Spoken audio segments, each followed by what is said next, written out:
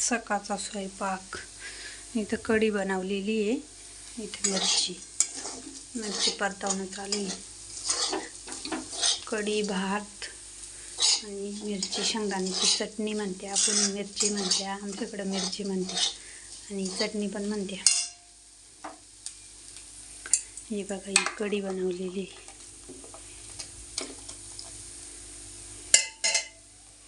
इकडं भात बनवलेला आहे. दीदी जेवण करते, बघू तिला विचारून. कशी झाली ग? फोन बंद कर.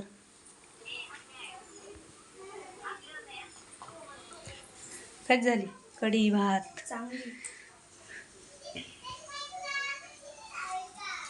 खाल्लंच नाही वाटतं अजून.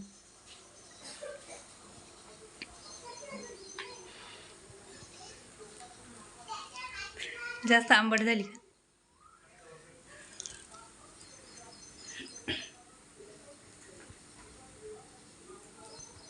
हे बघा मैत्रिणी, मुगाची डाळ मी थोडीशी भिजत घातली, सुकवली आणि हे बघा अशी तळून काढली. याच्यावर थोडंसं नमक टाकून आणि आपल्या एकच्या फोडीसारखी खायची. ही बघा, पहिली थोडीशी लालसर होऊ दिली कारण की मला आवडते त्यामुळं, आणि नंतरची थोडीशी जास्त अशी लाल नाही होऊ दिली. अजून काही काढायची बाकी. हातात मोबाईल असल्यामुळं व्यवस्थित व्हिडिओ येत नाही मैत्रिणींनो, ॲडजस्ट करा. सारखा फोन हलतो, एकच हातात धरला.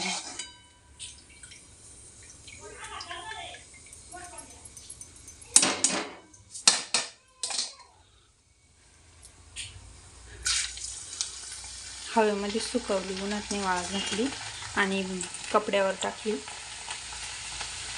चाळण ठेवलेली खाली, हे बघा चाळणीमध्ये ठेवून कपड्यावर टाकली. थोडी टाकून, म्हणजे एकदम कमी गॅस, बघा कमी गॅसवर म्हणजे अशी तळू दिली ना तर मस्त शिजती, कारण की कच्ची असते ना ती, त्यामुळे.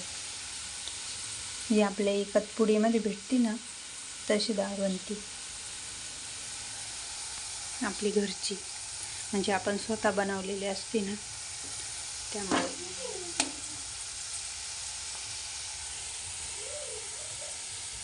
माव काय करती? एवढे भांडे घासून काढ मग आता. का बरं?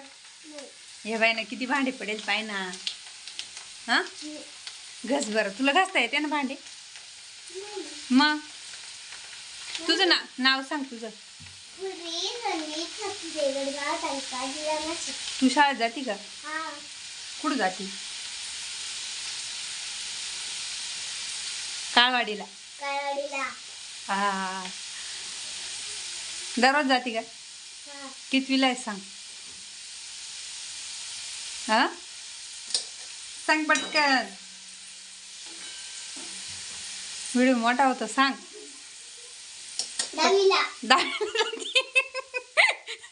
दहावीला गेली. उंची पाय बरं तवली केवढी आहे. हिची पाणी घ्यायची स्टाईल बघा बरं का आता. हां घे, हां घे. हिचा हात पुरत नाही, वर चढती बरं का.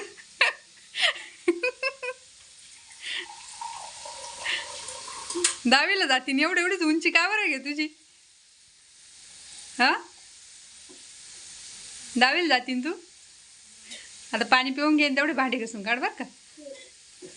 असं वर चढूनच घासावं लागेल बाई तुला. हा, घस मग.